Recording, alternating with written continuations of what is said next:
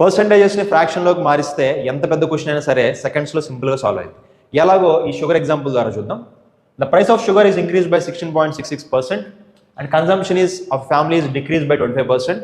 Find the percentage change in the expenditure. So క్వశ్చన్లో ఏం explain చేస్తున్నారంటే షుగర్ ప్రైస్ పెరిగింది అండ్ దానివల్ల ఫ్యామిలీ కన్సంప్షన్ అంటే క్వాంటిటీ అనేది తగ్గించుకున్నారు.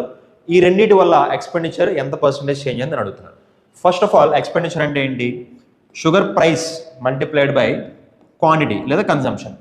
కేజీకి ఎంత కాస్ట్ అండ్ ఎన్ని కేజీలు తిన్నారు. Okay, price into consumption that is equal to expenditure. Okay, so price ఏమైంది?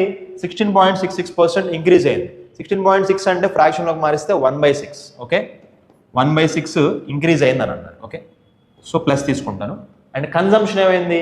25% డిక్రీజ్. 25% అంటే ఫ్రాక్షన్లో మారిస్తే 1/4. ఇది మైనస్ తీసుకుంటాను డిక్రీజ్ కాబట్టి. ఓకే, సో 1/6ని మనం ఏం చేయాలంటే ఇక్కడ ప్లస్ ఉంది కాబట్టి ఈ 6కి 1ని యాడ్ చేయండి. సో 7/6 అని తీసుకుంటాం. అలానే 1/4 మైనస్ కాబట్టి ఈ 4కి 1ని సబ్ట్రాక్ట్ చేస్తాం, 3/4 అని తీసుకుంటాం. ఓకే, అండ్ ఈ రెండు మల్టిప్లై చేయాలి కదా.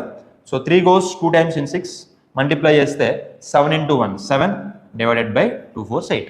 ఇది మనకి ఎక్స్పెండిచర్ అనేది వచ్చేసింది. ఎక్స్పెండిచర్ ఏమైంది? ఇప్పుడు 8 ఉండాల్సిన ఎక్స్పెండిచర్ ఇప్పుడు 7 ఉంది, అంటే తగ్గింది కదా, డిక్రీజ్. ఎంత తగ్గింది?